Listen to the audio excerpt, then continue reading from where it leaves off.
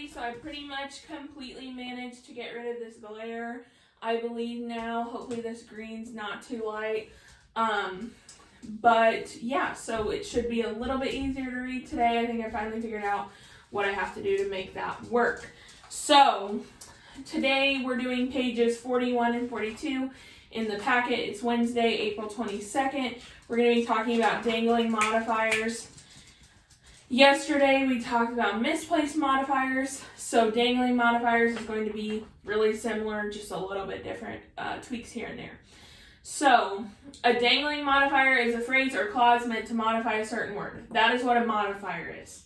Okay, now what makes it a dangling modifier is that the word is not actually in the sentence, or it's stated but it seems like it's modifying something other than what it's actually trying to modify. So that basically makes it a misplaced and dangling modifier at the same time, because it's a misplaced modifier that's trying to modify something that's not there. So there's two examples of misplaced modifiers in there, which is driving past the mountains, they were snow covered and majestic, and then after traveling all day, the motel was a welcome sight. So these are our dangling modifiers, because driving past the mountains is, who is that talking about, basically, is what we're looking for. So if you look at your packet, it says in the sentences above, who was driving past the mountains and who was traveling all day. That's what makes it a dangling modifier, because who was traveling all day and who was driving past the mountains are not explicitly stated in the sentence. So now I'm going to go ahead and erase the definition part, and then we're going to correct these sentences together. So I'm just going to do that, and then we'll be right back. Okay, so again, our two original sentences were driving past the mountains, they were snow-covered and majestic, and then the second one was after traveling all day, the motel was a welcome sight. Now, what the dangling modifier causes us to not know is who was driving past the mountain and who was traveling all day. So that's the question that we need to answer by fixing those dangling modifiers. So there are two ways to fix a dangling modifier that we're going to look at today. So the first way is probably the easier way, which is that you add the word that was meant to be modified. So in this example, which the word that was meant to be modified would be who was driving past the mountains. That's what was meaning to be modified. So when we add the word that was meant to be modified, we're usually making it the subject of the sentence. And so it says, driving past the mountains, comma, we saw that they were snow-covered and majestic. So now, who saw the mountain? We saw the mountain. So we know now who saw the mountain simply by adding that we into the sentence. Now, the second way is that which we would be the subject of that sentence, I should have said. So the second way is to make it a dependent clause with its own subject. So the dependent clause, again, is something that cannot stand on its own. It has a subject and a predicate, but it cannot stand independently. The motel was a welcome sight, or it says after traveling all day, the motel was a welcome sight. How do we fix that? The motel was a welcome sight after we had been traveling all day. Often, to make the dependent clause with its own subject, you're going to have to rearrange the sentence entirely in order to make that version successful. So the motel was a welcome sight, which we took the end and put it at the beginning. So then we turned our modifier here into an independent clause. So after we had been traveling all day, we have our subject and our predicate. So if we said after we had been traveling all day, the motel was a welcome sight. So they still added the we in there. So they still added who the modifier was going to be talking about. Basically, to is a combination of making a dependent clause along with adding who the dangling modifier was trying to refer to. So now we're going to do this practice on page 41 together, and then you guys will do page 42 on your own as your independent practice. So we're going to go ahead and start on the guided practice here together at the bottom. I'm going to go ahead and write the sentences on a separate sheet of paper just like I did yesterday. You guys can write them here.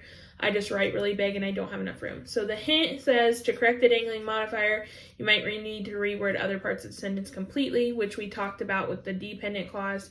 You might have to completely rephrase certain parts of the sentence, and that is okay to do. As long as we correct the dangling modifier, all of our answers can vary a little bit. So we need to rewrite the sentence to correct the dangling modifier. So number 1 says, sleeping soundly through the night, my bed was comfortable. So if we look at our first example here, driving past the mountains, they were snow-covered and majestic. How did they correct that? They said, driving past the mountains, we saw that they were snow-covered and majestic. So we would start again by saying sleeping soundly through the night. So I'm going to go ahead and write that. So now that we have that part rewritten, we need to add a subject. So the subject we know in this case is I, because it's talking about my bed. So we know that the subject is I. So we'd start by saying I. And there's several different ways that you could do this. Because if you look up here, it says they were snow-covered and majestic. They inserted in, we saw that they were snow-covered and majestic. So there's several different things you could put in here. What I'm going to go ahead and put in here is that sleeping soundly through the night, I knew that my bed was comfortable. So I'm going to put, I knew that my bed was comfortable, and then we'll be right back. So sleeping soundly through the night, I knew that my bed was comfortable is number 1. We did a little bit of rephrasing, inserting in some new things, and that worked for us. So, and again, what you put here could vary a little bit. So I just put, I knew that my bed was comfortable. You could say, I felt that my bed was comfortable. Anything really that makes it make a little bit more sense. So number 2 says, after eating a good breakfast, the cave tour sounded more fun. Let's go with making a dependent clause here, which is the second way that we do it. So the original sentence said, after traveling all day, the motel was a welcome sight. And they changed it to, the motel was a welcome sight after we had been traveling all day. So we're going to start by putting the end at the beginning, right? So we would say, the cave tour sounded more fun. So we'll go ahead and write that. After we do that, we need to take after eating a good breakfast and put it at the end. So as you can see, you can rephrase those things. So they originally said after traveling all day, they changed it to after we had been traveling all day. So we would say, instead of after eating a good breakfast, we obviously have to insert a subject in there. So we would say after we ate a good breakfast. So for number 2, we have the cave tour sounded more fun after we ate a good breakfast. Makes a lot more sense that way. So let's move on to number 3. Number 3 says, before leaving for the cave tour, the brochure gave us directions. The way we would fix this one is the same way we did the last one. So we're going to go ahead and put the end at the beginning. So let's go ahead and do that really quickly. We have the brochure gave us directions. We know that our subject that we're going to add to the end is going to be we, because it says us up here. So we know it wouldn't be I left for the cave tour. It would be we. So we would change it to say, the brochure gave us directions before we left for the cave tour. We have climbing into the car, my camera dropped and broke. We're going to do the same that we did for the first one, which is where we add a subject and kind of rephrase a little bit. So we're going to stick with the beginning where we say climbing into the car. On this one, we're going to do a little bit of rearranging too. So my camera dropped and broke. If you said my camera dropped and broke, that doesn't really make sense because you're having that double subject and pronoun thing going on there. So we are going to say, I dropped and broke my camera. So you're just switching these two and then adding the word I. So we're going to do that really quick. We have climbing into the car, I dropped and broke my camera. And we know that who was climbing into the car? I. And who dropped and broke their camera? I did. So let's take a look at this last one here. Waiting in line for, sorry, I'm trying to keep everything fitting on here. So for number 5, it says waiting in line for the tour.